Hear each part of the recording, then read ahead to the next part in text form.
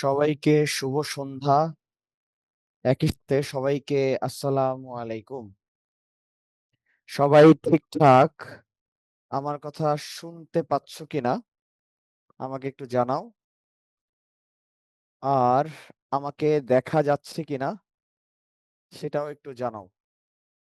আশা করি আমাকে দেখা যাচ্ছে খুবই বিশ্রী ভাবে, তাই না? আচ্ছা, আহ আমরা জয়েন করি ধীরে। তো একজন লিখছে তাশরিফা অথই, আসসালামু আলাইকুম। ওয়ালাইকুম আসসালাম। তাশরিফা, কেমন আছো তুমি? আমি ভালো আছি। আরবি, ওয়ালাইকুম আসসালাম আরবি। লাইবা, সামিরা, ওকে, গুড। মাহিয়ান লিখছো, ক্লিয়ার, ওকে, ভেরি গুড। শশী, শশী আদাব। আমি আছি শশী, ভালো। তুমি কেমন আছো আমাকে একটু জানাও। আচ্ছা, ঠিক আছে। অথই, আহ ওকে। অথই, আমরা ক্লাসটা শুরু করবো আজকে থেকে। আজকে আমাদের রিভিশন ক্লাস শুরু হচ্ছে, তাই না? ওয়াও। শশী, তোমার রেজাল্ট আসছে, তুমি পাশ করেছো, কনগ্রাচুলেশন।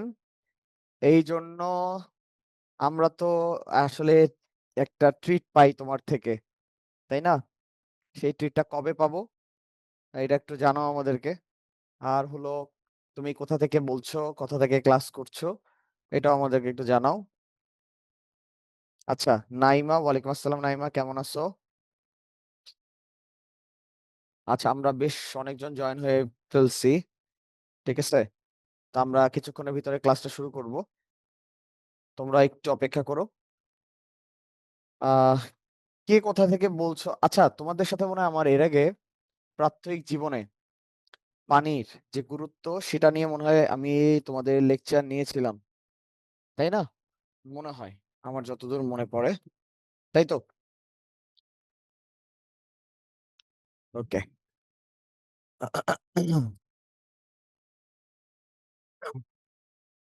অনুজ, কি লিখছো? স্যার, আমি রাজনগর চা বাগান থেকে বলছি। ওয়াও।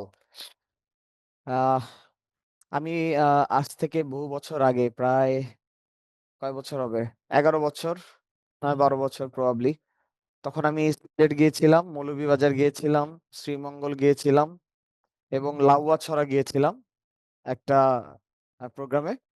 বেশ ভালো লাগছিল আমার কাছে। ওকে, আমরা সিলেটে যাব, তোমার বাসায়ও বেড়াতে যাব এবং গিয়ে আমরা দুটো ডাল ভাত খেয়ে আসবো ইনশাল্লাহ, সব টিচাররা মিলে। ওয়াও, তুষ্মি, তুমি 84 পাইছো। এই ক্রেডিটটা গোস টু, বলা যায়, তোমাদের অন্তর স্যার এবং আবির স্যার এবং মুক্তি মিস, কারণ তোমাদের এই তিনজন টিচারই মেবি তোমাদের হলো বিজ্ঞান ক্লাস নিয়েছিলেন। সাথে মনে হয় তোমাদের আহ রাস্তার মনে হয় বিজ্ঞান ক্লাস নিতেন মাঝে মধ্যে। তো so all credit goes to এই চারজন টিচারের কাছেই যাবে, যে তোমরা অনেকেই পাশ করেছো এবং ভালো নম্বর পেয়েছো। আহ, অথই, ঝিনাইদহ, ওকে, কালীগঞ্জ। ঝিনাইদহ যাওয়ার আমার খুব শখ। আচ্ছা, ওকে। স্যামসাং SM 8235F, তোমার নামটা আমাকে একটু জানাও, তাহলে আমার বেশ ভালো লাগবে।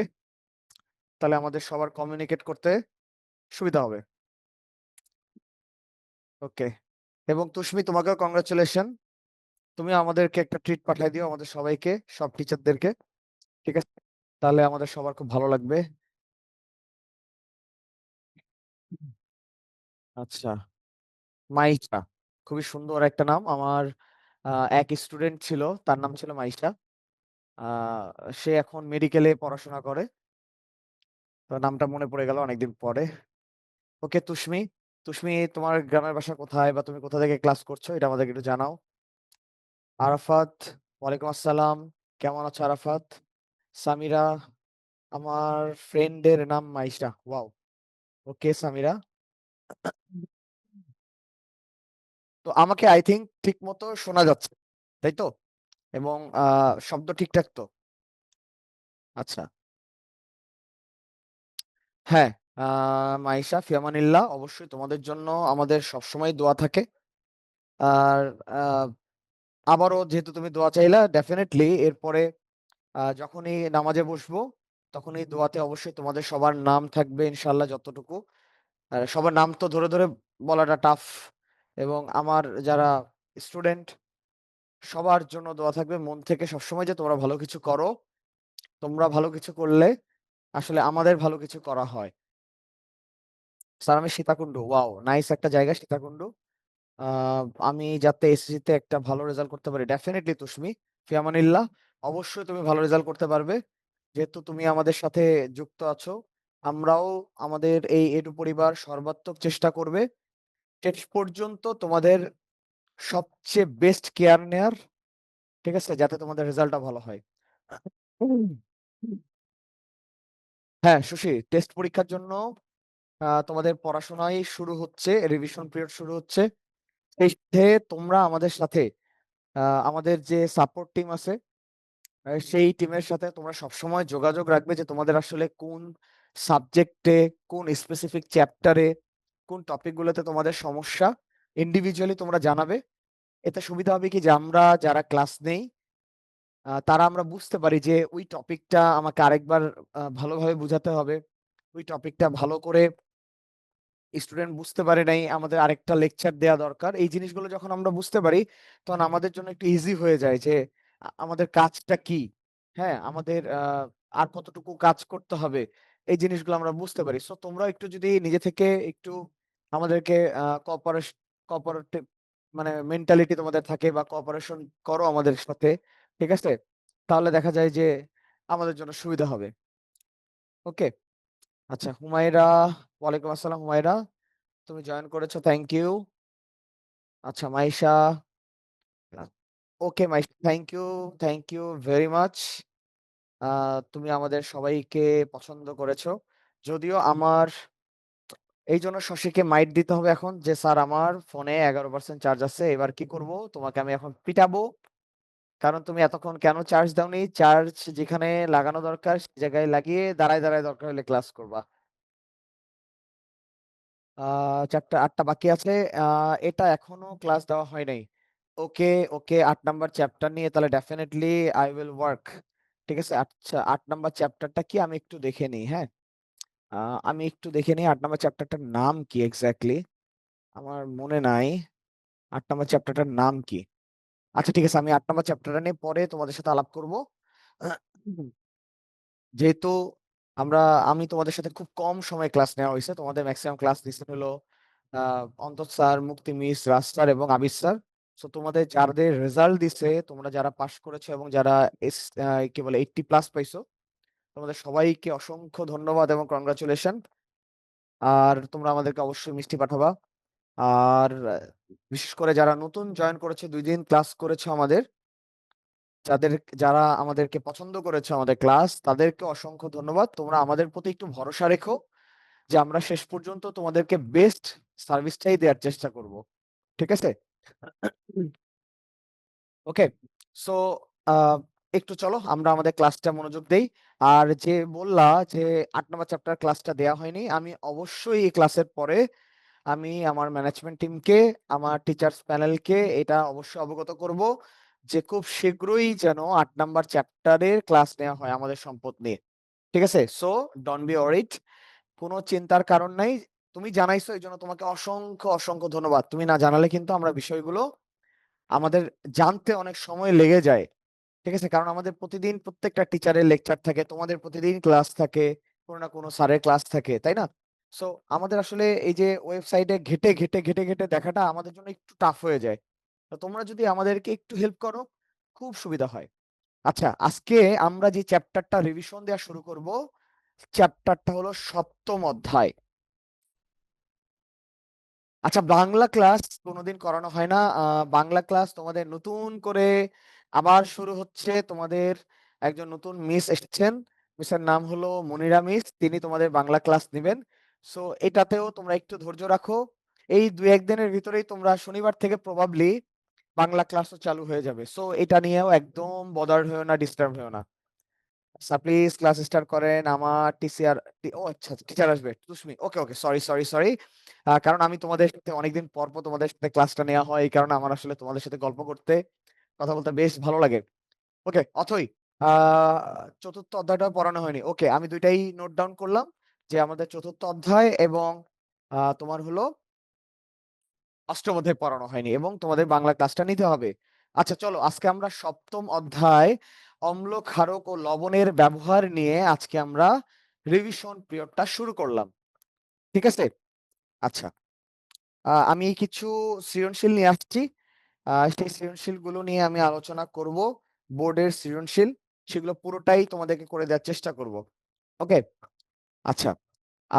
তোমরা মোটামুটি ভাবে অনেকে আমাকে চেনো। যারা চেনো না তাদের জন্য আমি আমার পরিচয়টা দিচ্ছি। আমার নাম হলো প্রিন্স। আমি জাহাঙ্গীরনগর বিশ্ববিদ্যালয় থেকে আমি এডু পরিবারের সাথে রসায়ন এবং বায়োলজির ইনস্ট্রাক্টর হিসেবে রয়েছি। ঠিক আছে? এই হলো আমার সংক্ষিপ্ত পরিচয়। আর চলো আমরা শুরু করি যে আমাদের প্রথম কোশ্চেন, এটা যতদূর আমার মনে পড়ে এটা হলো তোমাদের এই কোশ্চেনটা রাজশাহী বোর্ড 2024 এসেছিল। সো যেহেতু আমরা অম্ল ক্ষারক এবং কি নিয়ে আলোচনা করতেছি, অম্ল ক্ষারক এই অধ্যায়, এই অধ্যায়টা বেশ একটা ইম্পর্টেন্ট অধ্যায়। ঠিক আছে? সো একটু খুঁটায় খুঁটায় তোমাদের তোমাদের তো থিওরি ক্লাস আই থিঙ্ক তোমাদের আর লাগবে না। যদি তোমাদের বেসিক ক্লাস লাগে তারপর আমাকে একটু তোমরা বইলো, আমি তোমাদেরকে দরকার হলে বেসিক ক্লাস আরেকটা নিয়ে নিব। ওকে, তো চলো প্রথম দেখো কোশ্চেনটা যেটা বলছে যে দুইটা বিক্রিয়া দেয়া আছে। ঠিক আছে? তো একটা বিক্রিয়ার প্রথম বিক্রিয়াটার নাম হলো ক্যালসিয়াম সালফেট। প্রথম বিক্রিয়ার নাম কি? Calcium sulphate. প্রথম বিক্রিয়ার নাম হলো calcium sulphate. Okay, calcium sulphate, sorry calcium hydroxide. এবং একটা দেখো, একটা কি যৌগের কথা বলা হয়েছে যেটা আমরা জানি না। কি কি তৈরি করছে? ক্যালসিয়াম সালফেট তৈরি করছে এবং পানি তৈরি করছে। তো আমরা খুব ভালো করেই জানি যে ক্যালসিয়াম হাইড্রোক্সাইড হলো একটা কি ক্ষার। ক্ষার মানে হলো বেস। ক্ষার মানে কি? বেস। তাহলে ক্ষারের সাথে বিক্রিয়া করে আমরা জানি, বেজের সাথে বিক্রিয়া করে হলো অ্যাসিড। বেজের সাথে কে বিক্রিয়া করে? অ্যাসিড। বিক্রিয়া করে কি তৈরি করে বলতো? লবণ তৈরি করে, মানে সল্ট তৈরি করে। সেই সাথে পানি তৈরি করে। পানির সংকেত কি আমরা জানি? H2O তৈরি করে, তাই তো? তো এটা নিয়ে আমাদের ডিটেল আলোচনা হবে। তার আগে আমরা সংজ্ঞা পড়ে ফেলি। ক নাম্বার কোশ্চেন যেটা বলছে যে নির্দেশক কাকে বলে। তো এটা তোমাদের খুব ইম্পর্টেন্ট একটা কোশ্চেন। নির্দেশক হলো যেসব পদার্থ অ্যাসিড এবং ক্ষারীয় মাধ্যমে, কি পদার্থ? যেসব পদার্থ অ্যাসিড ও ক্ষারীয় মাধ্যমে তোমার কি তৈরি করবে? বর্ণ পরিবর্তন করে। তো ক নাম্বার আমরা যদি অ্যান্সারটা লেখার চেষ্টা করি তাহলে অ্যান্সার এইভাবে লিখবো যে হলো যেসব পদার্থ, আমার সাথে সাথে তোমরা একটু নোট ডাউন করবা, যেসব পদার্থ, যেসব পদার্থ তোমার হলো অ্যাসিড ও ক্ষারীয় মাধ্যমে, অ্যাসিড ও ক্ষারীয় মাধ্যমে, অ্যাসিড ও ক্ষারীয় মাধ্যমে, ক্ষারীয় মাধ্যমে বর্ণ পরিবর্তন করে। ক্ষারীয় মাধ্যমে তোমার কি করে? বর্ণ পরিবর্তন করে। ঠিক আছে? আসলে নির্দেশকের কাজই হলো বর্ণ পরিবর্তন করে তোমার আসলে দ্রবণটা কি রকম, ঠিক আছে, দ্রবণের ধর্ম কি এটা প্রকাশ করা। তো বর্ণ পরিবর্তন করে এবং দ্রবণ ক্ষারীয় এবং এবং দ্রবণ ক্ষারীয়, দ্রবণ ক্ষারীয়, অ্যাসিডীয়, অ্যাসিডীয়, অ্যাসিডীয় না নিরপেক্ষ। না নিরপেক্ষ বলতে কি বোঝাচ্ছে? যে এর পিএইচ এর ভ্যালুটা হলো 7 হবে, তাই তো? নাকি নিরপেক্ষ তা কি করে? নির্দেশ করে। তা কি করে? নির্দেশ করে। আমরা এইভাবে পরীক্ষার খাতায় লিখবো। আমার যদিও লেখাটা অতটা ভালো না, এখানে লিখতে পারছি ঠিক মতো, তারপর আশা করা যায় বোঝা যাচ্ছে। তাহলে নির্দেশকের কাজ কি? নির্দেশকের কাজ হলো আসলে নির্দেশ করা। কি নির্দেশ করবে? সে আসলে একটা বিক্রিয়া যখন করে, দুটা দ্রবণ থাকবে, একটা অ্যাসিড এবং ক্ষার, বিক্রিয়া করে তোমার বর্ণ পরিবর্তন করে ফেলে। তো বর্ণটা পরিবর্তনের মাধ্যমে আমরা বুঝতে পারবো যে ওই দ্রবণটা আসলে অ্যাসিড ছিল নাকি ক্ষারীয় ছিল, নাকি আসলে সে নিরপেক্ষ যৌগ ছিল। এটা আমরা বুঝতে পারবো। এটার কাজই হলো তোমার হলো কি? এটা নির্দেশ করা। তো খ নাম্বারে আসলে কোশ্চেনটা কি ছিল দেখো, এখন আমরা দেখি। আচ্ছা, এখানে আছে। খ নাম্বার কোশ্চেনটা বলছে যে পদার্থের পিএইচ এর মান জানা জরুরি কেন? এটা আমি একটু মুখে যদি ব্যাখ্যা করি, পদার্থের পিএইচ এর মান জানা জরুরি কেন? তোমরা এখানে অনেকে কি আসো? ফিমেল, তাই না? ম্যাক্সিমাম আমাদের এখানে কি আসো? ফিমেল আসো। তো ফিমেল থাকার কারণে আমরা শীতকালে কি ব্যবহার করি? লোশন ব্যবহার করি। শীতকালে কি ব্যবহার করি? লোশন ব্যবহার করি। তো লোশনের পিএইচ আছে। পিএইচ মানে কি? Power of hydrogen. তো আমরা এখানে কথাটা কিভাবে লিখবো? যে কোন তোমার হলো জলীয় দ্রবণ, কোন জলীয় দ্রবণ অম্লীয় মানে হলো অ্যাসিডীয়, অম্লীয়, ক্ষারীয়, ক্ষারীয় নাকি নিরপেক্ষ, নাকি নিরপেক্ষ, তা বোঝা যায় পিএইচ থেকে। তা কিভাবে বোঝা যায়? তা বোঝা যায় পিএইচ এর মানের ভিত্তিতে, পিএইচ এর মানের উপরে, তাই না? তো আমরা জানি, সবাই জানি মোটামুটি ভাবে, যে পিএইচ এর ভ্যালু যদি 7 হয়, কি বললাম আমি একটু এখানে নোট ডাউন করি, দেখো।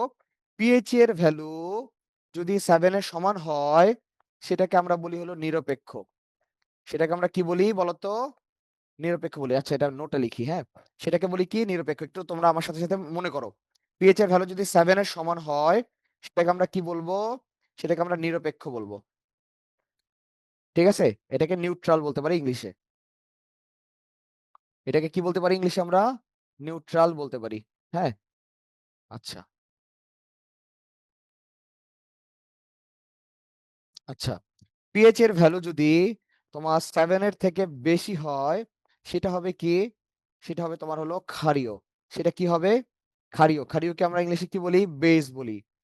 পিএইচ এর ভ্যালু যদি 7 এর থেকে কম হয়, পিএইচ এর ভ্যালু যদি 7 এর থেকে কম হয়, তাহলে সেটাকে আমরা বলবো হলো অম্লীয় বা অ্যাসিডীয়, বা ইংলিশে আমরা সেটাকে অ্যাসিড বলতে পারি। এই তিনটা জিনিস আমরা একটু মাথায় রাখবো।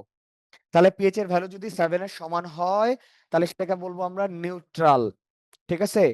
সাধারণত ওয়াটারের, আমরা যে পানিটা পান করি, সেই পানির পিএইচ হয় তোমার হলো 7। পিএইচ এর ভ্যালু যদি 7 এর থেকে বেশি হয়, তাহলে সেটাকে বলবো আমরা ক্ষারীয়। ওকে? পিএইচ এর ভ্যালু যদি 7 এর থেকে কম হয়, তাহলে সেটাকে বলবো আমরা অম্লীয়। তাই সো আমি এখানে অ্যান্সার মোটামুটি লিখে ফেলছি, যে পিএইচ এর ভ্যালু, আমরা এখানে এই কথাগুলোই লিখবো। ঠিক আছে? পিএইচ এর ভ্যালু যদি 7 হয়, তাহলে দ্রবণটি নিরপেক্ষ। পিএইচ এর ভ্যালু যদি 7 এর থেকে বেশি হয়, সেটা ক্ষারীয়। পিএইচ এর ভ্যালু যদি 7 এর থেকে কম হয়, তাহলে দ্রবণটি হবে তোমার হলো অম্লীয়। তাই কোন পদার্থ, তাই আমি বাকি কথাটা এখানে লিখতেছি। তাই কোন পদার্থ, কোন পদার্থ, কোন পদার্থ অম্লীয় নাকি ক্ষারীয় নাকি নিরপেক্ষ জানার জন্য, কোন পদার্থ অম্লীয়, ক্ষারীয় নাকি নিরপেক্ষ, নাকি নিরপেক্ষ জানার জন্য পিএইচ এর মান জানা দরকার। জানার জন্য, ঠিক আছে, পিএইচ এর মান জানা অতীব জরুরি। পিএইচ এর মান জানা অতীব জরুরি, অতীব জরুরি। আমরা পরীক্ষার খাতায় এইভাবে লিখবো। আমি এর আগে যেটা লিখছি দেখো, এই যে এই অংশটা কিন্তু ওই জায়গায় অ্যাড করবা। ঠিক আছে? আচ্ছা, আশা করি তোমরা বুঝতে পেরেছো। এটা কিন্তু মুখস্থ রাখবে, এটা কিন্তু এমসিকিউর জন্য অনেক ইম্পর্টেন্ট। ওকে? আচ্ছা, গ নাম্বার কোশ্চেনটা কি বলছে দেখো। আমরা যদি একদম গ নাম্বার কোশ্চেনে যাই, দেখো গ নাম্বার কোশ্চেনটা ছিল আমাদের ক খ শেষ, যে উদ্দীপকের 1 নং বিক্রিয়ায় এই যৌগটা, এই যে যৌগটা ছিল, এই যৌগটি দৈনন্দিন জীবনে আসলে ব্যবহারের ক্ষেত্রসমূহ কি একটা ছক আকারে লিখতে বলছে। তো আমরা এই যৌগটা কিন্তু মোটামুটি ভাবে বুঝতে পারতেছি অ্যাসিড হবে। ঠিক আছে? তো অ্যাসিডের আসলে দৈনন্দিন জীবনে ব্যবহার কি কি? বিভিন্ন জায়গায় আছে। যেমন কৃষি ক্ষেত্রে আছে, শিল্প ক্ষেত্রে আছে, তারপর তোমার হলো তড়িৎ ক্ষেত্রে আছে, বা তড়িৎ শিল্পে আছে। সেইগুলো আমরা একটু ছক আকারে লিখবো। ঠিক আছে? আচ্ছা, গ নাম্বার। তো আমরা ফার্স্টে কথাটা কি লিখতে পারি? বিক্রিয়াটা লিখবো ফার্স্টে। দেখো, উদ্দীপকের 1 নং বিক্রিয়াটি হলো, উদ্দীপকের 1 নং বিক্রিয়াটি হলো, বিক্রিয়াটি হলো, দেখো কি ছিল? ক্যালসিয়াম হাইড্রোক্সাইড প্লাস এ ছিল, তাই তো? এটা আমরা জানি না। কি তৈরি করছিল? ক্যালসিয়াম সালফেট, লবণ তৈরি করছিল আর পানি তৈরি করছিল। সো আমি এখানে বলতেই পারি যে এটি একটি প্রশমন বিক্রিয়া। এটি একটি প্রশমন বিক্রিয়া। এটি একটি প্রশমন বিক্রিয়া, কারণ লবণ ও পানি উৎপন্ন হয়েছে। লবণ ও পানি উৎপন্ন হয়েছে। আমরা জানি আমরা জানি ক্ষার ও ক্ষার ও অম্ল বা অ্যাসিড বিক্রিয়া করে লবণ ও পানি তৈরি করে।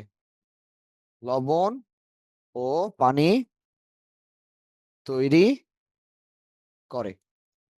এখানে ক্যালসিয়াম হাইড্রোক্সাইড হলো কি বলতো? ক্ষার। তাই এ এ যৌগটি হবে কি? যৌগটি হবে একটি অ্যাসিড। এ যৌগটি হবে একটি অ্যাসিড বা অম্ল। অ্যাসিড বা অম্ল। অ্যাসিড বা অম্ল। ঠিক আছে? ওকে? অ্যাসিড বা অম্ল। আচ্ছা, ওকে। আচ্ছা, আমরা কাজ করি, নতুন পেজে লিখি। ঠিক আছে? এরপরে লিখবা এখানে, সরি, এখানে এ যৌগটি হবে, দেখো, এ যৌগটি হবে সালফিউরিক অ্যাসিড। এ যৌগটি হবে কি? Sulphuric acid. তো বিক্রিয়াটা আমরা আবার লিখবো। অতএব বিক্রিয়াটি হলো একবার ফাইনাল বিক্রিয়াটা লিখবা। দেখো, ক্যালসিয়াম হাইড্রোক্সাইড যোগ সালফিউরিক অ্যাসিড। ঠিক আছে? কারণ সালফেট থাকা লাগবে তো। সালফেট না থাকলে তো তুমি কোনোভাবে যে ক্যালসিয়াম সালফেট লবণটা তৈরি করতে পারতেছো না। আবার পানি তৈরি করার জন্য তোমার হলো কি, সেখানে তোমার হলো এই যে অ্যাসিড এমন একটা থাকা লাগবে যেখানে আবার হলো এইচ আছে। সো সালফেট আর হাইড্রোজেন আছে এমন অ্যাসিড আমরা জানি হলো সালফিউরিক অ্যাসিড। তো বিক্রিয়া করে কি তৈরি করতেছে? ক্যালসিয়াম সালফেট আর পানি। ক্লিয়ার? আচ্ছা, তাহলে এই যৌগটির ব্যবহার লিখবো এখন আমরা, তাই না? এখানে এই যৌগটির ব্যবহার দেয়া হলো। এ যৌগটির বা সালফিউরিক অ্যাসিড এর ব্যবহার ছক আকারে দেয়া হলো। ছক আকারে দেয়া হলো। ওকে। আচ্ছা, এই পর্যন্ত আই থিঙ্ক তোমরা সবাই বুঝতে পারছো। এই পর্যন্ত কারো কোনো সমস্যা থাকার কথা না। ওকে, এই পর্যন্ত কারো কোনো সমস্যা থাকার ডেফিনেটলি কথা না। ওকে, আচ্ছা, আমি তাহলে হলো ছক একটু আঁকার চেষ্টা করি। যদি ছক আঁকি তাহলে দেখো কেমন হবে বিষয়টা। এরকম ধরো, হ্যাঁ, ওকে,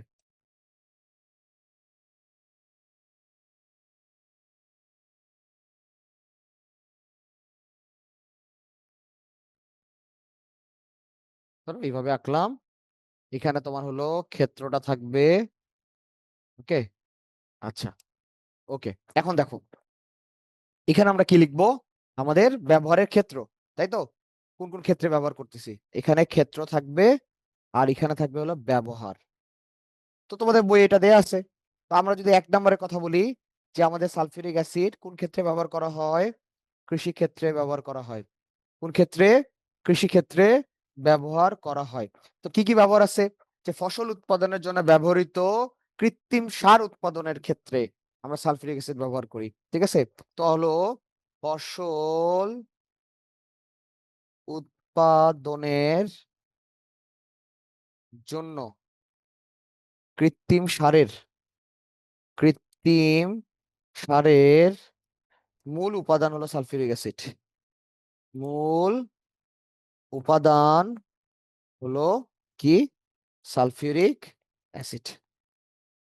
ওকে, আচ্ছা, তাহলে প্রথমটা পেলাম। প্রথমটা কি পেলাম? পেয়ে গেছি। ব্যবহার প্রথমটা পেয়ে গেছি। আচ্ছা, খুবই ভালো, খুবই ভালো। Very good, very good. এরপর দেখো, এই, এই, এই, এই।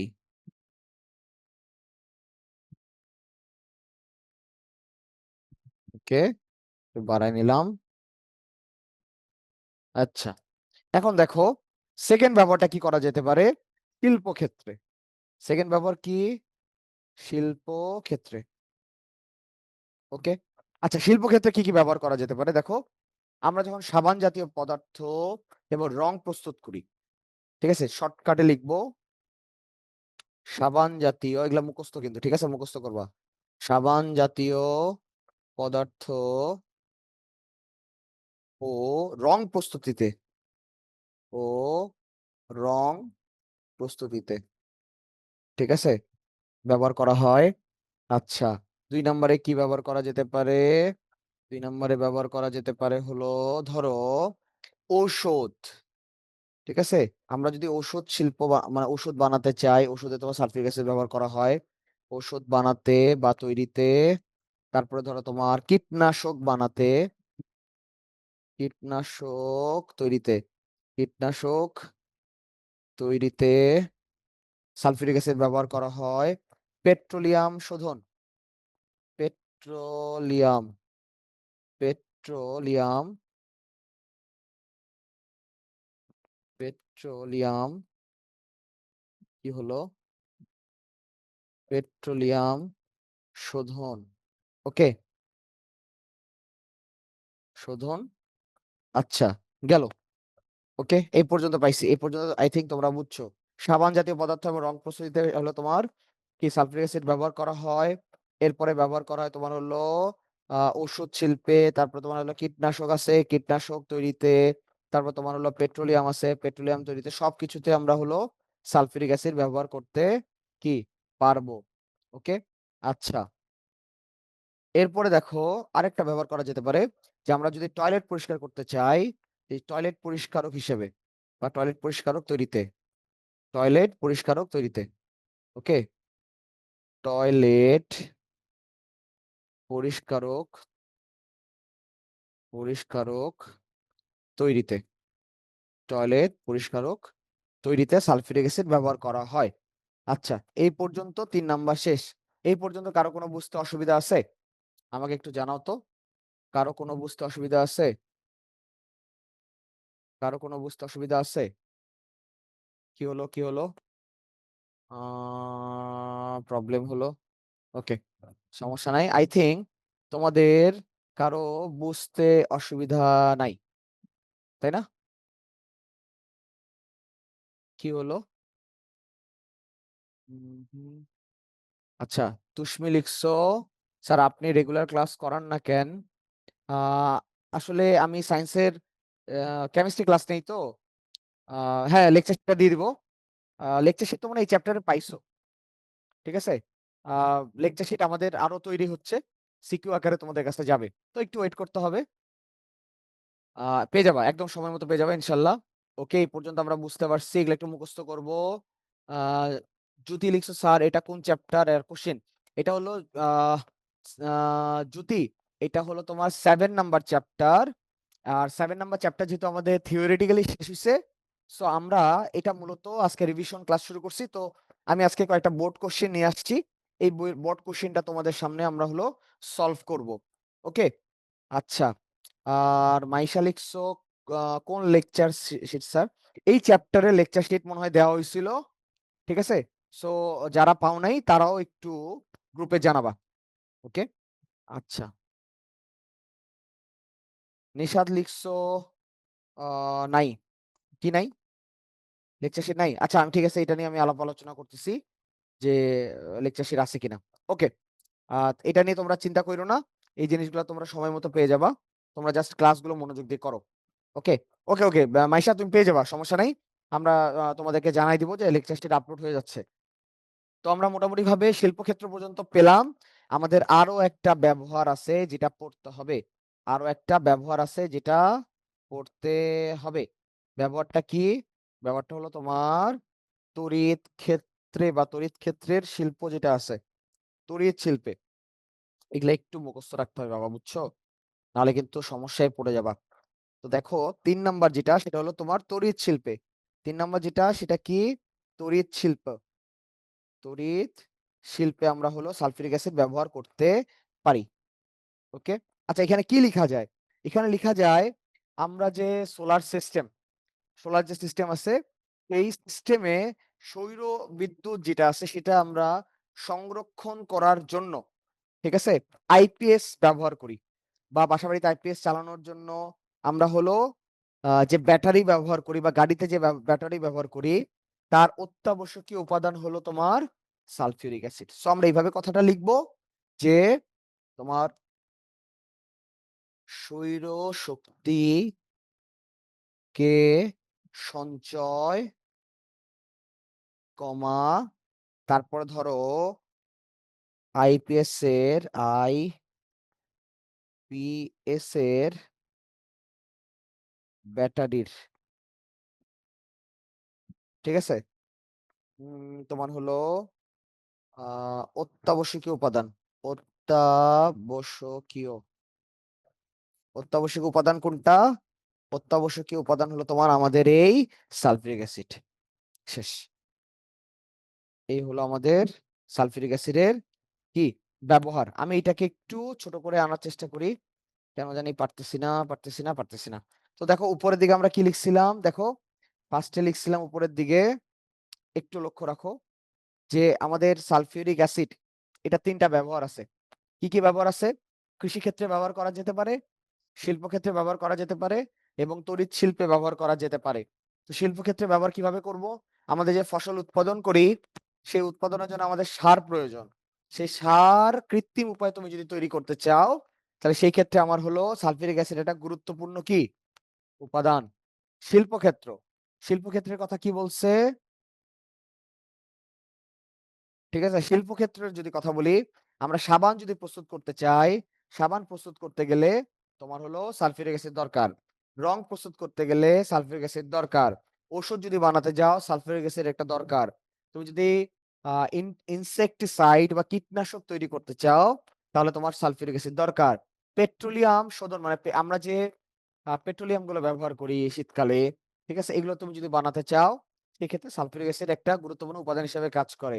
এছাড়া এছাড়া টয়লেট পরিষ্কারক, মানে আমরা যে বিভিন্ন রকম হারপিক বলো, তারপর ধরো টয়লেট পরিষ্কারক যে লিকুইড গুলো ব্যবহার করে থাকি বা পাউডার গুলো ব্যবহার করে থাকি, সেখানে সালফিউরিক অ্যাসিড একটা গুরুত্বপূর্ণ ভূমিকা পালন করে। এরপর হলো তোমার হলো তড়িৎ শিল্প। তড়িৎ শিল্পের ক্ষেত্রেও আমরা কি করব? যে আমরা যে সৌর শক্তিকে যে সঞ্চয় করি সোলার প্যানেলে বা সোলার সিস্টেমে, তারপর ধরো বাসা বাড়িতে যে আমরা আইপিএস ব্যবহার করি, আইপিএস ব্যবহার করি কিভাবে? আমরা আইপিএস এর মধ্যে ব্যাটারি থাকে, সৌরশক্তি যে প্যানেলটা থাকে সেখানে ব্যাটারি থাকে সৌরশক্তিটাকে কি কনজিউম করে রাখার জন্য বা সঞ্চয় করে রাখার জন্য। সেই ব্যাটারির যে মূল উপাদান, সেই মূল উপাদানটা হলো সালফিউরিক অ্যাসিড। ওকে, আমরা আই থিংক বুঝতে পারছি। আচ্ছা, এরপর ঘ নাম্বার যে কোশ্চেনটা ছিল, 2 নং বিক্রিয়াটি পূর্ণ করো এবং বি যৌগটা কৃষিক্ষেত্রে ও তোমার হলো আহ শিল্পক্ষেত্রে কোন কোন গুরুত্বপূর্ণ ভূমিকা পালন করে সেটা করতে হবে। ওকে, সো আমরা কোশ্চেনটা একবার ভালো করে এখানে দেখে আসি তো, আমাদের আসলে 2 নং বিক্রিয়াটা কি ছিল। দেখো, 2 নং বিক্রিয়াটা পূর্ণ করতে বলছে, 2 নং বিক্রিয়াটা কি করতে বলছে? পূর্ণ করতে বলছে। 2 নং বিক্রিয়াটা কি করতে বলছে? পূর্ণ করতে বলছে। আচ্ছা, 2 নং বিক্রিয়া কি আছে? দেখো, এখানে আছে সোডিয়াম কার্বনেট, আর আছে হলো তোমার হাইড্রোক্লোরিক অ্যাসিড। একটা কথা সবসময় মনে রাখবা, কি মনে রাখবা? আমি কোন যৌগে, আমি বারবার বলতেছি, আমি যদি কোন যৌগে যদি এরকম কার্বনেট জিনিসটা দেখতে পাই, কোন যৌগে যদি আমি কার্বনেট জিনিসটা দেখতে পাই, তাহলে আমি চোখ বন্ধ করে সেখানে কার্বন ডাই অক্সাইড গ্যাস লিখতে পারবো। মানে কার্বনেট থাকলে কার্বন ডাই অক্সাইড গ্যাস তৈরি হবেই, কার্বনেট থাকলে কার্বন ডাই অক্সাইড গ্যাস তৈরি হবেই। তো আমাদের বিক্রিয়াটা কি ছিল বলছে? যে সোডিয়াম কার্বনেট, সোডিয়াম কার্বনেটের সাথে কে বিক্রিয়া করতেছে? হাইড্রোক্লোরিক অ্যাসিড বিক্রিয়া করতেছে। দেখো, সোডিয়াম কার্বনেট হলো একটা বেস, মানে হলো ক্ষার, আর হাইড্রোক্লোরিক অ্যাসিড কি? এটা তো আমরা বুঝতেই পারতেছি এটা একটা অ্যাসিড, তাই না? তো এরা বিক্রিয়া করে কি করবে? আমি তোমাকে বলছি না যে তোমার হলো লবণ পানি তৈরি করবে। তাহলে দেখো আমরা যদি একটু চিন্তা করি যে সোডিয়ামের মধ্যে প্লাস চার্জ থাকে আর হলো কার্বনেটের মধ্যে হলো -2 চার্জ থাকে। আমরা এটা জানি মোটামুটি। যারা মোটামুটি আমরা একটু পড়াশোনা করছি তারা জানি এটা। আর যারা একদমই এই জিনিসটা জানি না তারা আমরা জেনে নেই যে কার্বনেটের যোজনী হলো 2, ঠিক আছে? আর আর সোডিয়ামের যোজনী হলো 1। কার্বনেটের জারণ মান হলো -2, সোডিয়ামের জারণ মান হলো +1। যারা জানি না তারা আমরা একটু মনে রাখি, হ্যাঁ? একটু নোট ডাউন করে রাখি। যে হুমায়রা লিখছো স্যার আমাদের এক্সামের আগে কোনো সাজেশন দিবেন? অবশ্যই। হুমায়রা, এটা কোনো কথা? ঠিক আছে? অবশ্যই সাজেশন পাবা। কোনগুলা আসতে পারে, হ্যাঁ। আ না, না, না, না, না। আমরা এগুলা ফাইনাল সাজেশন না। আমরা ফাইনাল সাজেশন নিয়ে তোমাদের সাথে আলাদাভাবে একটা লেকচার যাবে। সেখানে আলাপ আলোচনা করব। কোন বোর্ডগুলো, কোন সালের বোর্ডগুলো তোমাদের জন্য ইম্পোর্টেন্ট সেগুলো নিয়ে আলোচনা করব। আজকের ক্লাসটা যেহেতু রিভিশন ক্লাস, আমাদের এট লিস্ট ২-৪ টা সিকিউ তো প্র্যাকটিস করতে হবে, তাই না? যে আসলে সিকিউটা কিভাবে লিখবো? এটা তোমরা যদি তোমাদেরকে যদি না জানাতে পারি, তাহলে কেমনে হইলো? আচ্ছা, নিশাত আমরা একটু নোট ডাউন করে নিব যে কার্বনেটের জারণ মান হলো -2, সোডিয়ামের জারণ মান হলো +1। এখানে সোডিয়াম আছে 2 টা। দেখো সোডিয়াম কয়টা আছে? সোডিয়াম কয়টা আছে বলো তো? 2 টা। এইজন্য সোডিয়াম এখানে +2 আকারে আছে। কার্বনেট -2। আমরা হাইড্রোজেনের ক্ষেত্রে জানি +1, ঠিক আছে? আর ক্লোরাইড আয়নের ক্ষেত্রে জানি হলো -1। সবসময় আমরা মনে রাখবো প্লাস কাকে মানে হলো তোমার কার সাথে যুক্ত হওয়ার চেষ্টা করবে? মাইনাসের সাথে। তো এখানে প্লাস কে বলতো? এইদিকে প্লাস হলো সোডিয়াম, এখানকার মাইনাসের সাথে কি করবে? যুক্ত হবে। যুক্ত হলে কি তৈরি করবে বলতো? লবণ তৈরি করবে, সোডিয়াম ক্লোরাইড। ওকে? ওকে। এখন এই যে হাইড্রোজেন আছে না, পানি যদি তৈরি করতে চাই, হাইড্রোজেন তো লাগবে 2 টা। আর হলো এখানে সোডিয়াম আছে 2 টা। এখানে আবার উৎপাদে সোডিয়াম আছে 1 টা। তো আমি যদি এখানে সমতা বিধান করতে চাই, আমি যদি এখানে সমতা বিধান করতে চাই, আমার এখানে কি দিতে হচ্ছে? 2 দিতে হচ্ছে। ঠিক আছে? সোডিয়ামকে 2 বানানোর জন্য। এবং এখানে ক্লোরিনও এখানে 2 দেওয়ার কারণে এখানে ক্লোরিনও কিন্তু কয়টা হয়ে গেছে? 2 টা হয়ে গেছে। সোডিয়াম 2 টা হইছে, এখানে সোডিয়াম 2 টা ছিল। এজন্য 2 দিছি। এখানে 2 দেওয়ার কারণে ক্লোরিনও 2 টা হয়ে গেছে। কিন্তু উৎপাদে দেখো ক্লোরিন কয়টা আছে? 1 টা। ক্লোরিন তো আমার 2 টা বানাতে হবে। তো আমি এখানে 2 দিয়ে দিলাম। তাহলে এখন আমি ইজিলি কি বানাতে পারবো? পানি বানাতে পারবো। তো এই দেখো এই যে পানি হলো। ঠিক আছে? এখন পানির যে অক্সিজেন, এই যে পানির যে অক্সিজেন, এই অক্সিজেন আসছে কোত্থেকে? পানির যে অক্সিজেন, এই অক্সিজেন আসছে কোত্থেকে? ওই যে আমি তোমাকে কিছুক্ষণ আগে বলছি, কার্বন ডাই অক্সাইড যদি থাকে তাহলে কার্বন ডাই অক্সাইড তৈরি করে। তো এই কার্বনেটের মধ্যে কয়টা অক্সিজেন ছিল? কয়টা অক্সিজেন ছিল বলো তো? ৩ টা অক্সিজেন ছিল।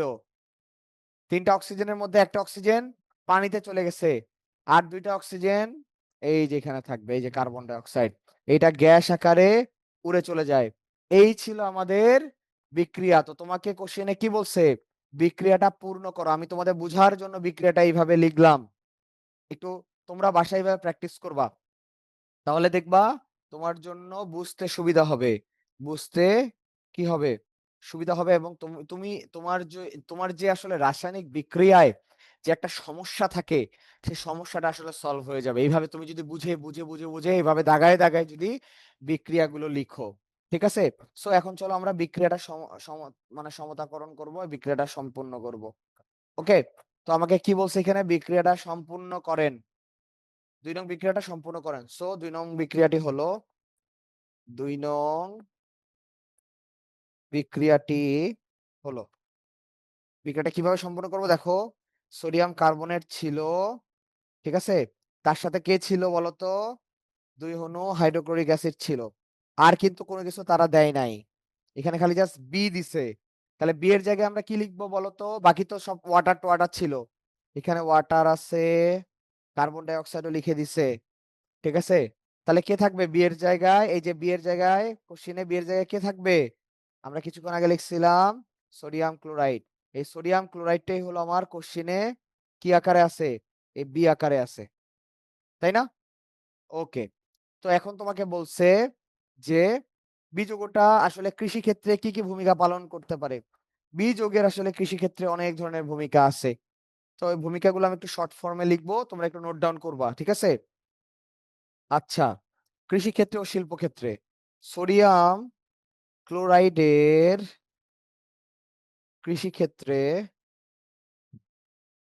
ও শিল্পক্ষেত্রে ক্ষেত্রে ভূমিকা নিম্নে বর্ণনা করা হলো। নিম্নে বর্ণনা করা হলো। আজকে আমি তোমাদেরকে কিছু বোর্ড বলে দিব। ওই বোর্ডগুলা তোমরা পড়বা। ঠিক আছে? আচ্ছা আমরা একটু নতুন পেজে যাই, হ্যাঁ? নতুন পেজে লিখি। আচ্ছা, তাহলে ব্যবহারটা আমরা লিখবো। আমরা হলো কৃষিক্ষেত্রে আলাদাভাবে লিখবো আর শিল্পক্ষেত্রে আলাদাভাবে লিখবো। তো কৃষিক্ষেত্রে আমরা এখন লিখবো, হ্যাঁ? কৃষি ক্ষেত্রে। তো কৃষিক্ষেত্রে এটাকে যদি আমরা একটু স্টার মার্ক করার চেষ্টা ওহ শিট! এটা নাই? এটা নাই। ওকে। আচ্ছা। ২ টাই আছে, রাইট? ওকে, ওকে, ওকে, প্রো। তো কৃষিক্ষেত্রে দেখো আমি এটাকে স্টার চিহ্ন দিচ্ছি একটু। এটা একটু মনে রাখবা। ঠিক আছে? তো কৃষিক্ষেত্রে আমি একটা পয়েন্ট করে করব। পয়েন্ট এইভাবে করে করব। দেখো যে মাটির যে অ্যাসিডিটি, দেখো মাটির অ্যাসিডিটিটা হয় কিভাবে? আমরা জানি যে আমাদের প্রকৃতিতে অনেক ধরনের বিষাক্ত গ্যাস আছে। এই বিষাক্ত গ্যাসগুলো যখন বৃষ্টির পানির সাথে মিক্সড হয়, তখন আমরা জানি যে অ্যাসিড বৃষ্টি হয়। এটা তোমরা মোটামুটিভাবে অনেকেই জানো। হ্যাঁ? যারা জানো না তারা মাথায় রাখো যে আমাদের প্রকৃতিতে অনেক ধরনের বিষাক্ত গ্যাস আছে। এই বিষাক্ত গ্যাসগুলো বৃষ্টির পানির সাথে যুক্ত হয়। যুক্ত হয়ে সেগুলো আবার মানে আমাদের এই ভূপৃষ্ঠে পতিত হয়। তো এই বৃষ্টিগুলোকে আমরা কি বলি? অ্যাসিড বৃষ্টি বলি। এই অ্যাসিড বৃষ্টিগুলো যখন তোমার হলো মাটিতে পড়ে, তখন আসলে সেগুলো মাটির আসলে পিএইচ এর ভ্যালুটা কমে যায়। তার মানে অ্যাসিডীয় মাটি হয়। আসলে তাহলে আমরা কি লিখতে পারি যে মাটির অম্লত্ব, ঠিক আছে? বা অ্যাসিডীয় নিষ্ক্রিয় করার জন্য নিষ্ক্রিয় করার জন্য আমরা কি করতে পারি? লবণ ব্যবহার করি। আমরা লবণ কি করি? লবণ ব্যবহার করি। ওকে? আচ্ছা। মাটির উর্বরতা বৃদ্ধির জন্য আমরা লবণ ব্যবহার করি। এটা ২ নম্বর পয়েন্ট দিয়ে লিখো। এটা ২ নম্বর পয়েন্ট দিয়ে লিখো। ঠিক আছে? মাটির উর্বরতা বৃদ্ধির জন্য আমরা লবণ ব্যবহার করি। মাটির উর্বরতা বৃদ্ধির জন্য বৃদ্ধির জন্য আমরা কি করি? লবণ ব্যবহার করি। যেহেতু এই কথাটা বলে ফেলছি, তো আমরা কয়েকটা উদাহরণ লিখতে হবে। মাটির উর্বরতা বৃদ্ধির জন্য লবণ ব্যবহার করি। কিভাবে ব্যবহার করি? সার হিসেবে। যা সার হিসেবে যা সার হিসেবে কি হয়? ব্যবহৃত হয়। যা সার হিসেবে ব্যবহৃত হয়। সার হিসেবে কি হয়? ব্যবহৃত হয়। সো দেখো যেমন দিয়ে আমরা উদাহরণটা লিখব। যেমন দিয়ে আমরা কি করব? উদাহরণ লিখব। উদাহরণ হিসেবে কি লিখতে পারি? যেমন অ্যামোনিয়াম নাইট্রেট। ঠিক আছে? আমার সাথে লিখবা তোমরা। অ্যামোনিয়াম অ্যামোনিয়াম নাইট্রেট এটা একটা লবণ। অ্যামোনিয়াম নাইট্রেট কি? একটা লবণ। তো এটার সংকেতটা আমরা কিভাবে লিখতে পারি? এভাবে লিখতে পারি। অ্যামোনিয়ামের সংকেত হলো NH4। অ্যামোনিয়ামের সংকেত কি? NH4। এটাকে অ্যামোনিয়াম বলি। অ্যামোনিয়ামের যোজনী ১। নাইট্রেটের হলো সংকেত হলো NO3 এবং নাইট্রেটের যোজনীও ১। সো এখানে যোজনী তারা ১ করে দিছে, এক্সচেঞ্জ করছে। সো এটাকে আমরা আলাদাভাবে কি ১ লিখলাম না। আরো কিছু লবণ আছে যেমন ধরো ammonium phosphate, ammonium phosphate, ammonium phosphate, ammonium phosphate. তো অ্যামোনিয়াম ফসফেটের সংকেত কি রকম? আমার সাথে একটু দেখো। ঠিক আছে? অ্যামোনিয়ামের সংকেত কি? NH4 আর ফসফেটের সংকেত হলো PO কি 4। এখন ঘটনা আছে এখানে একটা যে ফসফেটের যোজনী হলো ৩। তো আমরা জানি যে যখন যৌগ লিখি তখন যোজনী এক্সচেঞ্জ করতে হয়। তো ফসফেটের যোজনী কাকে বললাম? 3। ফসফেটের যোজনী কত? 3, তাই তো? তো 3 কাকে দিবে? অ্যামোনিয়ামকে দিবে। এই যে অ্যামোনিয়ামকে দিয়ে দিছে। ঠিক আছে? তো এখানে আমি একটু আলাদা করে লিখি, হ্যাঁ? একটু আলাদা করে লিখি। আচ্ছা দেখো, এখানে লিখতে গেলে একটু অন্যভাবে লিখতে হবে। আমরা এখানে ব্র্যাকেট দিব। যেহেতু 3টা তোমাদের সুবিধার্থে, হ্যাঁ? তোমরা যেহেতু একদম প্রথম থেকে শুরু করতে চাচ্ছ, তো অ্যামোনিয়াম নিজে একটা বিশাল বড় যৌগ, তাই না? তো এখন যদি ফসফেট তো পাশে থাকে, এই যে PO4। তো ফসফেটের যোজনী কত? 3। আমি তোমাকে বলছি ফসফেট কি করে তার যোজনী এই যে অ্যামোনিয়ামকে দেয়। এই যে অ্যামোনিয়ামকে দিল। আর অ্যামোনিয়ামের যোজনী কত? 1। সে দিবে ফসফেটকে। এটা একটা তুমি না লিখলেও চলবে। সো এটা যেহেতু একটা বিশাল যৌগ, এটাকে আমি একটু আলাদাভাবে তোমাদেরকে বোঝানোর জন্য এবার থার্ড ব্র্যাকেট দিলাম। থার্ড ব্র্যাকেট ক্লোজ করে তোমরা হলো এটাকে অ্যামোনিয়াম কি ফসফেট আকারে মনে রাখবা। তো অ্যামোনিয়াম ফসফেট হলো আরেকটা লবণ। ঠিক আছে? আমরা আরো একটা লবণের ব্যাখ্যা লিখতে পারি। দেখো, সেটা হলো এরকম যে যদি মনে করার চেষ্টা করি তাহলে সেটা হলো পটাশিয়াম নাইট্রেটের কথা বলতে পারি। পটাশিয়াম পটাশিয়াম নাইট্রেট, এটাও একটা লবণ, পটাশিয়াম নাইট্রেট। আচ্ছা, এটাকে যদি সংকেত আকারে লেখার চেষ্টা করি, এই যে কে, পটাশিয়াম হলো প্রতীক কি কে, নাইট্রেটের সংকেত কি NO3। নাইট্রেটের যোজনী 1, পটাশিয়ামকে দিছে, পটাশিয়ামের যোজনী 1, নাইট্রেটকে দিছো। পটাশিয়াম নাইট্রেটের সংকেত হলো এটা। ঠিক আছে? আচ্ছা, এই গেল আমাদের হলো লবণ হিসেবে কি ব্যবহার। আচ্ছা, এছাড়া আরেকটা ব্যবহার লিখতে পারি, আমাদের তুতের আছে, তুত। তো এটা হলো কৃষি জমিতে ব্যাকটেরিয়া ভাইরাস প্রতিরোধে ব্যবহার করে থাকে এই লবণটা। তো এটা আমরা আলাদা পয়েন্ট করে লিখবো, হ্যাঁ? একটু আমরা এটা কি করব, আলাদা পয়েন্ট করে লিখবো যে দেখো, তুত বা ক্যালসিয়াম সালফেট, এটা একটা লবণ, ক্যালসিয়াম সালফেট একটা লবণ। তো তুতের সংকেত হলো ক্যালসিয়াম সালফেট, কপার সালফেট ও 5 অণু পানি। এটাকে আমরা কি বলতে পারি? তুত বলতে পারি। এটি তোমার হলো ব্যাকটেরিয়া, মাটির ব্যাকটেরিয়া ও ভাইরাস প্রতিরোধে ভাইরাস প্রতিরোধে ব্যবহার করা হয়। প্রতিরোধে কি করা হয়? ব্যবহার করা হয়। ব্যবহার করা হয়। ঠিক আছে? তো আমরা মোটামুটি ভাবে লবণের ব্যবহারটা বুঝে ফেলছি। লবণের ব্যবহার যদি আমরা চিন্তা করি, আমি আরেকবার তোমাদেরকে যদি মনে করায় দেই, তাহলে লবণের ব্যবহার কি হবে? মাটির অম্লত্ব নিষ্ক্রিয় করার জন্য আমরা লবণ ব্যবহার করে থাকি। মাটির উর্বরতা বৃদ্ধির জন্য আমরা লবণ ব্যবহার করি, যা সার হিসেবে ব্যবহৃত হয়। তো এখানে অনেকগুলো সারের কথা বলছি আমরা। কি কি সারের কথা বলছি? অ্যামোনিয়াম নাইট্রেটের কথা বলছি, অ্যামোনিয়াম নাইট্রেট এখানে সংকেত লিখছি। তারপর তোমার হলো অ্যামোনিয়াম ফসফেটের সংকেত লিখছি। ঠিক আছে? পটাশিয়াম নাইট্রেট লিখছি ইত্যাদি। এবং আরেকটা উদাহরণ লিখছি, সেটা হলো যে তুতে বা তুত, যার সংকেত কি? যার সংকেত হলো তোমার এইটা, যার সংকেত কি এই কপার সালফেট 5 অণু, মানে কপার সালফেট 5 অণু পানি, এটাকে কি বলবো আমরা? তুত বলবো। এই তুত বা কপার সালফেট 5 অণু পানি, এটা ব্যাকটেরিয়া বা ভাইরাস প্রতিরোধে ব্যবহার করা হয়। ঠিক আছে? মনে থাকবে? তো আমরা মোটামুটি ভাবে কৃষি ক্ষেত্রে এটার ব্যবহার শেষ। এবার আমরা কি করব? শিল্পক্ষেত্রে ব্যবহারটাও ঠিক সেম ভাবে লিখবো। তো শিল্পক্ষেত্র, শিল্প ক্ষেত্রে, ওকে, এটা পয়েন্ট আকারে লিখবো আমরা। প্রথম পয়েন্টটা যদি লেখার চেষ্টা করি, এটাকে এইভাবে লেখা যায়, সেটা হলো চামড়া শিল্পে চামড়া ট্যানিং করতে লবণ ব্যবহার করি। ওকে, চামড়া শিল্পে আমরা কুরবানির সময় দেখি যে আসলে চামড়ার উপরে, মানে ভিতরের দিকে লবণ দেওয়া হয়, কারণ এটা যাতে এটা অনেকক্ষণ ধরে ভালো থাকে। তো চামড়া শিল্পে চামড়ার ট্যানিং করতে লবণ ব্যবহার করি। ট্যানিং করতে লবণ ব্যবহার করি। ওকে, এটা পেলাম একটা।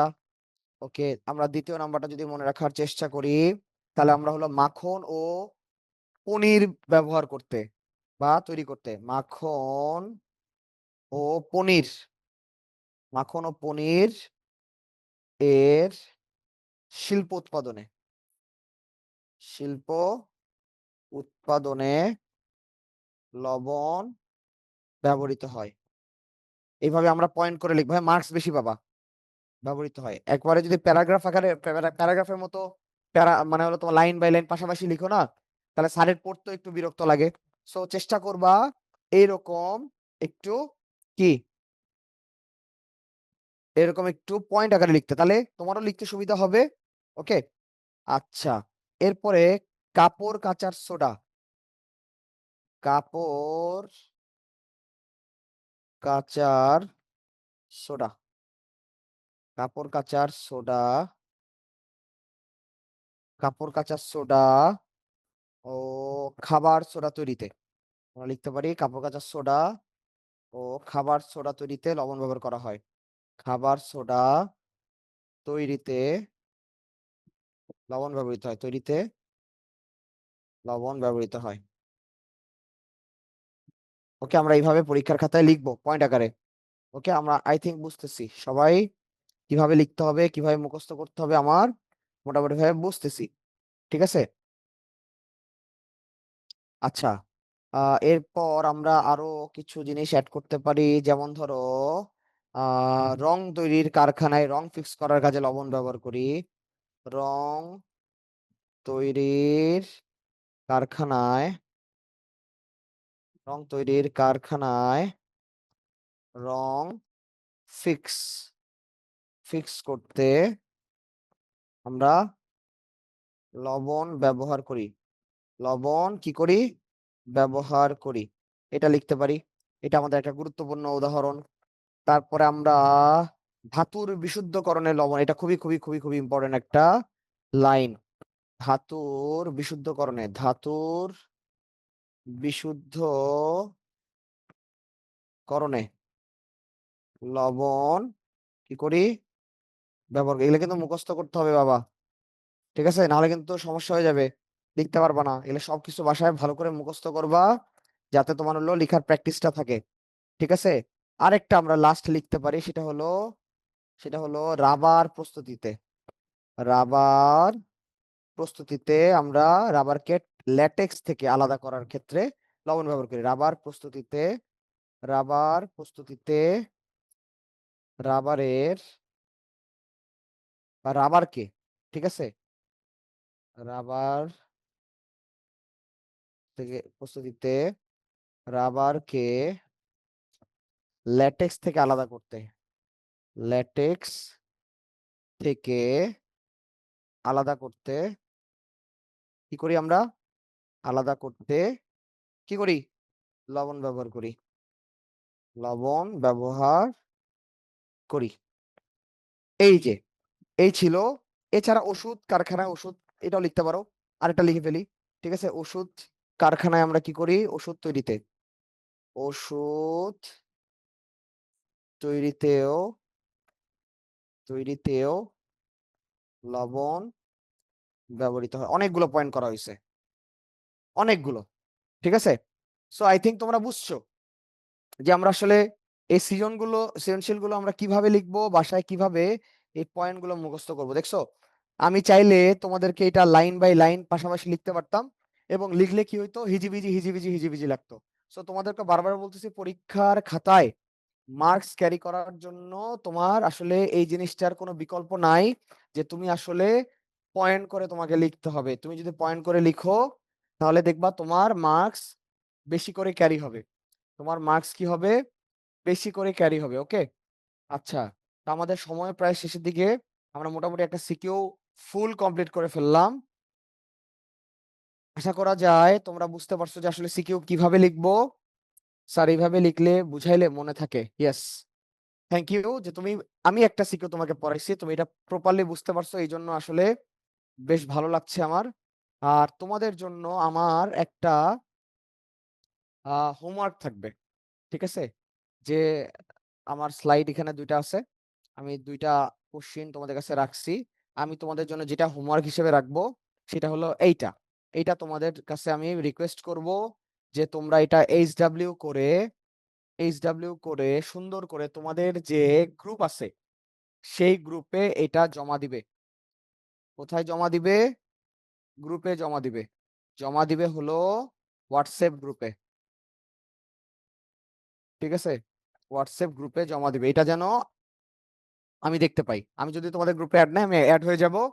হোয়াটসঅ্যাপ গ্রুপে এটা জমা দিবে। দেখো কোশ্চেনটা কি বলছে? সালফিউরিক অ্যাসিড, কিছুক্ষণ আগে এরকম একটা কোশ্চেন পড়ছি। সালফিউরিক অ্যাসিড এবং ক্যালসিয়াম হাইড্রোক্সাইড বিক্রিয়া করে আমরা জানি লবণ আর পানি তৈরি করবে। তো এই যে এখানে থার্ড ব্র্যাকেট দেখতেছো না, এখানে কে থাকবে? এখানে সল্ট থাকবে। সল্টটা কি হবে এটা তুমি নিজে বের করবা। ওকে, এটা চেষ্টা করলে তুমি পারবা। সো প্রথম কোশ্চেনটা বলছে অ্যাসিডিটি কাকে বলে? ভিনেগারকে দুর্বল অ্যাসিড বলা হয় কেন? এটা ডেফিনেটলি তুমি পারবা। এ যৌগ ব্যবহারে সাবধানতা অবলম্বন করা উচিত। অবশ্যই এই যৌগটা কি? এই যৌগটা হলো বেস। ক্ষার ব্যবহারে অবশ্যই সাবধানতা অবলম্বন করতে হবে। কারণ দেখো, আমি একটু যদি ব্যাখ্যা করি, পিএইচ এর মান 7 এর থেকে বেশি হলে আমরা জানি সেটা কি হয়? সেটা হলো বেস বা ক্ষার হয়। তাই তো? তুমি দেখবা, তুমি সাবান যখন ব্যবহার করো, সাবানের মধ্যে নির্দিষ্ট পরিমাণে একটা পিএইচ দেয়া থাকে, যেটাকে আমরা বলি স্কিন সেনসিটিভ। ওকে? আচ্ছা। এরপরে দেখবা তুমি পেস্ট ব্যবহার করো, পেস্টের মধ্যে দেখবা পিএইচ এর ভ্যালু দেয়া থাকে। তারপর ধরো তুমি যে ফেস ওয়াশ ইউজ করো, সেই ফেস ওয়াশের মধ্যে তোমার দেখবা পিএইচ এর ভ্যালু দেয়া থাকে। আর কোনো কারণে ধরো আমার স্কিন যে যতটুকু টলারেট করতে পারে, হ্যাঁ, সেই পিএইচ এর বাহিরে তুমি যদি একটা কসমেটিক কিনো, ধরো তোমাকে এমন একটা ফেস ওয়াশ আমি তোমাকে গিফট করলাম, যে পিএইচ এর ভ্যালু হলো তোমার ধরে নিলাম তোমার 11.5। পিএইচ এর ভ্যালু কত? 11.5। তার মানে এটাকে আমি বলতে পারি এক কথায় হাই বেসিক একটা কি ম্যাটেরিয়াল বা হাই বেসিক একটা কসমেটিক। এখন তোমার স্কিন তো ধরো কতটুকু তোমার ক্ষার টলারেট করতে পারে। ধরে নিলাম খুব বড় জ্বর, খুব বড় জ্বর তোমার স্কিন 8.0 বা 8.0 পর্যন্ত তোমার স্কিন ক্ষার কি করতে পারে? টলারেট করতে পারে। তো তোমাকে আমি একটা ফেস ওয়াশ গিফট করছি, হলো তার পিএইচ এর ভ্যালু কত? 11.5। তো তুমি যখন ফেস ওয়াশটা মাখবা মুখের মধ্যে, তোমার কি স্কিনটা জ্বলে যাবে না? তো অবশ্যই এই জন্য কি করতে হবে? এই ক্ষারের ব্যবহারে সাবধানতা অবলম্বন করতে হবে। ঠিক আছে? আচ্ছা। আর কৃষিক্ষেত্র তোমার হলো কারখানায় বি যৌগের গুরুত্ব। বি যৌগটা কি? এই যে সল্ট, লবণ, মাত্র তোমাকে আমি ব্যাখ্যা করছি কৃষিক্ষেত্র এবং শিল্প কারখানায় লবণের ভূমিকা কি। বাসায় মুখস্থ করে লিখবা। ঠিক আছে? এইটা হলো স্ক্রিনশট তুলে নাও, হোয়াটসঅ্যাপ গ্রুপে তুমি সুন্দর করে লিখে জমা দিবা। আমি যেভাবে যেভাবে তোমাকে একটা সৃজনশীল লিখার জন্য লিখে দিলাম, ঠিক সেম উপায়ে পয়েন্ট আউট করে পয়েন্ট পয়েন্ট করে তুমি সুন্দর করে খাতায় লিখবা। ঠিক আছে? আর তোমাদের জন্য এক্সট্রা আরেকটা বাড়ি কাজ থাকবে, সেটা হলো আমরা কোন কোন বোর্ড ফলো করব। ঠিক আছে? তো তোমরা দেখো, কুমিল্লা বোর্ড পড়বা। কোন কোন বোর্ড পড়বা বলো তো? কুমিল্লা বোর্ড পড়বা। কুমিল্লা বোর্ড পড়বা। কোন সাল পড়বো স্যার, তাই তো? কুমিল্লা বোর্ড 24 পড়বা, 22 পড়বা। ওকে, এরপর যদি আসি চট্টগ্রাম বোর্ড পড়বা। চট্টগ্রাম বোর্ড পড়বা। চট্টগ্রাম বোর্ডের 24 পড়বা, 21 পড়বা। যদি থেকে থাকে 22 পড়বা, মানে 22, 21, 24 পড়বা। 21, 22, 24 পড়বা। আরো একটা বোর্ডও তুমি কাভার করবা, সেটা হলো বরিশাল বোর্ড। এই তিনটা বোর্ড কি করবা? কাভার করবা। এটাও 24 করবা, 22 করবা। ঠিক আছে? সো এইগুলো তোমার হলো এই চ্যাপ্টারের জন্য এইচডব্লিউ আকারে বাড়ি কাজ থাকবে। এখন আমাকে বলো, তোমাদের আজকের টপিক নিয়ে কারো কোনো সমস্যা আছে কিনা আমাকে একটু জানাও তো। কারো কোনো সমস্যা আছে কিনা আমাকে একটু জানাও। ওকে। অনুজ বলছো প্রশ্ন উত্তর কোথায় পাবো? না, প্রশ্ন উত্তর তো তোমাকে ম্যানেজ করার জন্য একটু কষ্ট করে আগের বছরের একটু পুরাতন টেস্ট পেপার কিনবা। পুরাতন পুরাতন, হ্যাঁ, নতুন টেস্ট পেপার কেনার দরকার নাই। যারা 9-এ তোমরা পুরাতন টেস্ট পেপার কিনবা, আর যারা 10 তাদেরকেও আমি বলবো নতুন টেস্ট পেপার তো এখন বের হওয়ার কোনো চান্সই নাই, কারণ তোমাদের টেস্ট পরীক্ষাই হয় নাই। সো তুমি পুরাতন টেস্ট পেপার একটা কারো কাছ থেকে ম্যানেজ করবা, ম্যানেজ করে ওখানে চট্টগ্রাম বোর্ড, কুমিল্লা বোর্ড এবং বরিশাল বোর্ডটা ভালো ভালো করে সলভ করবা। ওকে, অথই লিখছো? ওকে অথই, আল্লাহ হাফেজ। আজকের কারো কোনো সমস্যা আছে আর? কারো কোনো সমস্যা কোনো কিছুতে? হুমায়রা? All clear sir. এইভাবে অনেক ইজি হয় পড়তে আর বুঝতে। Thank you. আশা করি তোমাদের আমার লেকচারটা ভালো লেগেছে। ঠিক আছে? আর লেকচার শিটটা অবশ্যই তোমাদেরকে লেকচার শিটটা দিয়ে দিব। হোপফুলি তোমরা শনিবারের ভিতরে পেয়ে যাবা বা কালকেও পেয়ে যেতে পারো। ঠিক আছে? অথই না sir, all clear, very good Athoi. তাহলে বিদায় আজকের মতো। ঠিক আছে? আসসালামু আলাইকুম। Good bye. সবাই ভালো থেকো। আশেপাশের সবাইকে ভালো রেখো। ওকে? সো বিদায়। ওকে।